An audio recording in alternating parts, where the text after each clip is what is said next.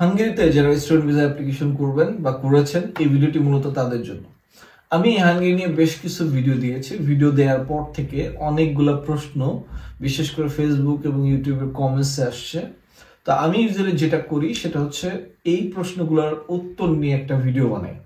তো আমার আজকে ভিডিওর বিষয়বস্তু হচ্ছে হাঙ্গেরি স্টুডেন্ট ভিসার কমন কোয়েশ্চেন্স অ্যান্ড অ্যান্সার্স। আমি বিশ্বাস করি যে এই ভিডিও দেখার পর আপনার 90% প্রশ্নের উত্তর পেয়ে যাবেন।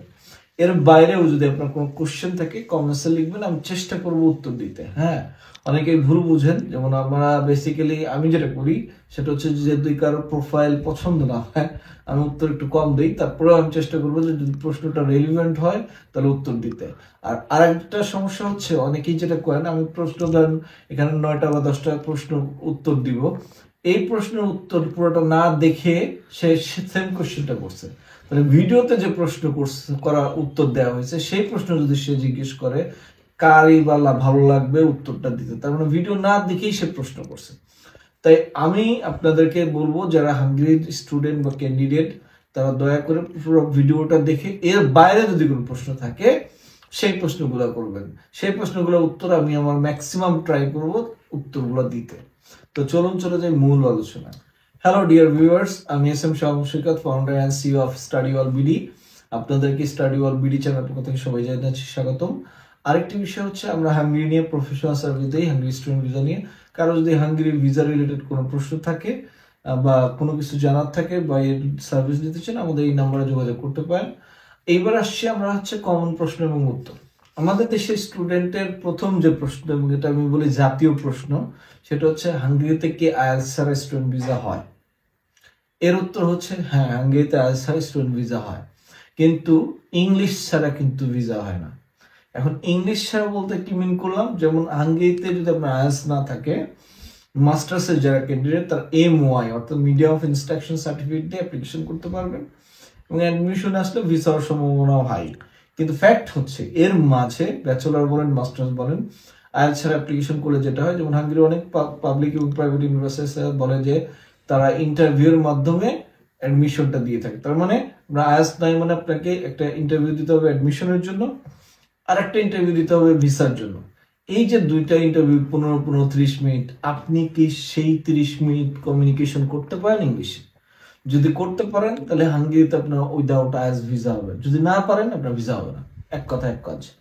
তার মানে হাঙ্গেরিতে আইএলটিএস ছাড়া ভিসা হয় কিন্তু ইংলিশ ছাড়া ভিসা হয় না। That means you have to improve your communication skills, be clear. হ্যাঁ, আর অনেকে দেখবেন যে পোস্ট দিচ্ছে যে আইএলটিএস ছাড়া ভিসা হয়েছে, আইএলটিএস ছাড়া যেগুলো ভিসা হয় নাই ওগুলা কি পোস্ট দিচ্ছে? কেউ দেয় নাই কিন্তু। হ্যাঁ, অতএব একজনের আইএলটিএস ছাড়া ভিসা হয়েছে, খুশিতে বাকবাকুম হয়ে আপনি অ্যাপ্লিকেশন করলেন, হ্যাঁ, তার কি কমিউনিকেশন স্কিল আপনি জানেন?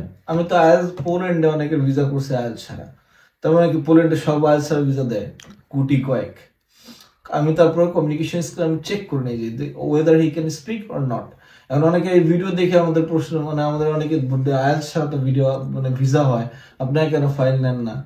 আমরা ফাইল নেই কখন? যখন কারো কমিউনিকেশন স্কিল ভালো থাকে। তো আমি চেষ্টা করেছি এই প্রশ্নের উত্তরটা একদম ব্রেকডাউন করে দিতে, নাইলে যেটা হবে আপনার আইএলটিএস নাই গণহারে কল দেওয়া শুরু হয়ে যাবে যে আপনি তো বলছেন ভিডিওতে যে আইএলটিএস ছাড়া ভিসা হয়। হ্যাঁ, আমি বলছি আইএলটিএস ছাড়া ফাইল যখন নেই আমরা তখন আমরা স্পিকিং টেস্টিং। এইটা হচ্ছে ক্লিয়ার। সেকেন্ড কোশ্চেন উত্তর, এটা কিন্তু খুবই কমন, সেটা হচ্ছে হাঙ্গেরিতে কি স্পাউস নিয়ে যাওয়া যায় কিনা। স্টুডেন্ট ভিসায় হাঙ্গেরি স্পাউস এলাও করে না।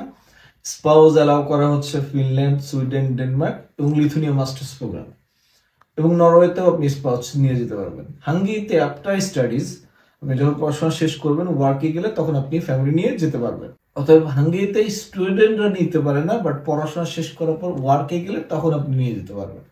থার্ড যে কোশ্চেনটি সেটা হচ্ছে হাঙ্গেরিতে কি ইয়ার গ্যাপ অ্যাকসেপ্ট করে? এর উত্তর হচ্ছে ইয়েস। হাঙ্গেরিতে ব্যাচেলরে 5 ইয়ার্স পর্যন্ত নর্মালি অ্যাকসেপ্ট করে, আর মাস্টার্সে 7, 8, 10 ইয়ার্স পর্যন্ত অ্যাকসেপ্ট করে। কিন্তু ফ্যাক্ট হচ্ছে আপনি যখন ইউনিভার্সিটি হোক আর এম্বাসি, বিশেষ করে এম্বাসিতে আপনার যে গ্যাপটা এটা এক্সপ্লেনেশন দেওয়ার বিভিন্ন ওয়ে আছে। যেমন আপনি এর মাঝে কোনো ট্রেনিং করছেন, এর মাঝে ল্যাঙ্গুয়েজ প্রিপারেশন নিচ্ছেন, এর মাঝে আপনি জব করছেন বা বিজনেস করছেন, বা এর মাঝে আপনি অসুস্থ ছিলেন, বিভিন্ন ওয়েতে আপনার এই গ্যাপটা জাস্টিফাই করা যায়। আর এমবাসিতে যখন গ্যাপ থাকে আপনার ইন্টারভিউ কিন্তু কোশ্চেন করে, এই কোশ্চেন এর অ্যান্সার এবং আপনার justification with the documents it has to be same, তাহলে আপনার ভিসা হবে। তার মানে আপনি হচ্ছে হাঙ্গেরিতে গ্যাপ অ্যাকসেপ্ট করেন, but it has to justify. 4 নম্বর যে কোশ্চেনটা সেটা হচ্ছে who will be your bank sponsor. Straightforward answer your parents, বাবা বা মা, অথবা আপনার যদি স্পাউস থাকে সে। কিন্তু আমি সাজেস্ট করব অবশ্যই বাবা মা যেন স্পন্সর হয়, এবং সেক্ষেত্রে 6 মাসের স্টেটমেন্ট লাগবে, আর এটা সেভিংস অ্যাকাউন্টে থাকতে হবে। তার মানে স্পন্সর হবে হচ্ছে আপনার বাবা এবং মা। 5 নম্বর কোশ্চেনটা বেশ গুরুত্বপূর্ণ, সেটা where is the embassy. Embassy is in Bangladesh, BLS ইন্টারন্যাশনালে এটা জমা হয়। বাংলাদেশেই আপনি ফাইল জমা করতে পারবেন, বাংলাদেশ থেকে ভিসা নিতে পারবেন, অন্য কোনো থার্ড কান্ট্রিতে যাওয়ার প্রয়োজন নেই। তো এটা একটা অ্যাডভান্টেজ হাঙ্গেরিতে স্টুডেন্ট ভিসা অ্যাপ্লিকেশন। আরেকটি প্রশ্ন খুব হরহামেশাই হয়, সেটা হচ্ছে how much is the tuition fee. হাঙ্গেরির tuition fee basically semester wise হয়ে থাকে। এটা semester per semester tuition fee 2000 থেকে 4000 বা 5000 ইউরো পর্যন্ত, যেটা ইয়ারলি 4000 থেকে 10,000 পর্যন্ত হয়ে থাকে। এটা সাবজেক্ট ভেদে, প্রোগ্রাম ভেদে এবং ইউনিভার্সিটি ভেদে ভ্যারি করে। যেমন ব্যাচেলর আপনি বিশেষ করে হিউম্যানিটিজ এবং বিজনেস ব্যাকগ্রাউন্ডে টিউশন ফি একটু কম হয়ে থাকে। মেডিকেল বা ইঞ্জিনিয়ারিং সাবজেক্টগুলোতে টিউশন ফি একটু বেশি হয়। তো আপনার টিউশন ফি আপনি এক সেমিস্টারে দিয়েও দাঁড়াইতে পারবেন, কিন্তু আমি সাজেস্ট করবো যে হাঙ্গেরিতে যখন ভিসার জন্য দাঁড়াবেন তখন 1 বছর টিউশন ফি দিতে পারবেন। এটা আপনার ওদের কাছে মোর রিলায়েবল মনে হয়, যে না স্টুডেন্টটা জেনুইনলি পড়াশোনার জন্য যাচ্ছে। তাই আমি সাজেস্ট করবো টিউশন ফি যেটাই হোক আপনি একটু বার্ডেন হলেও 1 বছর টিউশন ফি দিয়ে দাঁড়ানোর চেষ্টা করবেন। 7 নম্বর কোশ্চেনটা হচ্ছে does the university take the entrance exam, অর্থাৎ ইউনিভার্সিটি কোনো এন্ট্রান্স এক্সাম বা ইন্টারভিউ নেয় কিনা। এর উত্তর হচ্ছে হাঙ্গেরির অনেক ইউনিভার্সিটি আছে যারা এন্ট্রান্স এক্সাম নেয় ম্যাথ বা ইংলিশ, আবার মোটিভেশনাল ইন্টারভিউ নিয়ে থাকে, বাট সব ইউনিভার্সিটি নেয় না। বাট আপনাকে জাস্ট খুঁজতে হবে যে আপনার প্রোগ্রাম যে ইউনিভার্সিটি অফার করছে বা আপনি যে ইউনিভার্সিটিতে ইন্টারেস্টেড ওই ইউনিভার্সিটির অ্যাডমিশন প্রসেসটা কি আপনাকে এটা খেয়াল করতে হবে, সেই অনুযায়ী আপনাকে প্রিপারেশন নিতে হবে। এন্ট্রান্স এক্সাম হলে এন্ট্রান্স এক্সামের, ইন্টারভিউ হলে ইন্টারভিউ। ইউজারে যেটা হয় আমাদের মাধ্যমে যারা প্রসেস করে তাদের ইন্টারভিউ গাইড আমরা করে থাকি, বিকজ আমরা চেষ্টা করি যে স্টুডেন্টদেরকে এন্ট্রান্স এক্সাম, ইন্টারভিউ গাইড এগুলোতে হেল্প করতে। তবে জেনুইনলি যেটা সেটা হচ্ছে আপনার খেলা আপনাকেই খেলতে হবে, so you have to prepare yourself. 8 নম্বর কোশ্চেন হচ্ছে how much will be the total cost. আমি এই টোটাল কস্ট নিয়ে একটা ভিডিও করছি এবং আমার সিরিজের প্রথম ভিডিও আমি এটা নিয়ে করছি। আমি বিশ্বাস করি এই ভিডিওটা যারা দেখেছেন তারা জানেন, যদি হাঙ্গেরিতে আপনি এক সেমিস্টার টিউশন ফি দেন আপনি কিন্তু 6 থেকে 7 লাখের মধ্যে কভার করে ফেলতে পারবেন। বাট যারা 1 বছর টিউশন ফি দিয়ে দাঁড়াবেন তাদের কিন্তু 10 থেকে 11 লাখ টাকা লাগবে। তো এই হচ্ছে হাঙ্গেরির টোটাল স্টুডেন্ট ভিসা কস্ট। আর এই কস্টটা কিন্তু একদম A to Z cost, A to Z না A to Z, pronunciation Z হবে। তো টোটাল কস্ট আর কি। 9 নম্বর যে কোশ্চেনটা সেটা হচ্ছে ভিসা পার্সেন্টেজ কেমন। এই পার্সেন্টেজ কথাটা অনেকটা গেমিং, কারণ হচ্ছে যেমন 2023 এবং 24-এ হাঙ্গেরির ভিসা রেশিও খুবই ভালো ছিল, 80 to 90% ছিল। এটা 25-এও আশা করছি ভালো থাকবে, বাট এটা যে কন্টিনিউয়াসলি ভালো থাকবে হু নোজ। কারণ বাংলাদেশি স্টুডেন্টদের একটা টেন্ডেন্সি থাকে যে একটা দেশে গিয়ে ওই দেশ থেকে আরেক দেশে যাওয়া।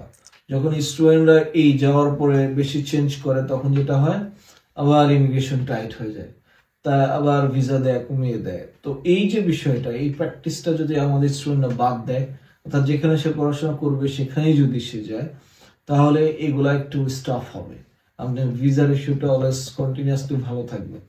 তো এই ছিল হলো হাঙ্গেরি স্টুডেন্ট ভিসা নিয়ে কমন কোশ্চেন এবং অ্যান্সার্স। আমি চেষ্টা করছি মোস্ট অফ দ্য কোশ্চেন যেগুলো আমি পেয়েছি এ পর্যন্ত সেগুলোর উত্তর দিতে। তো এর বাইরে যদি আপনাদের কোশ্চেন থাকে কমেন্টসে লিখবেন। Thank you very much for watching my video. Have a nice day.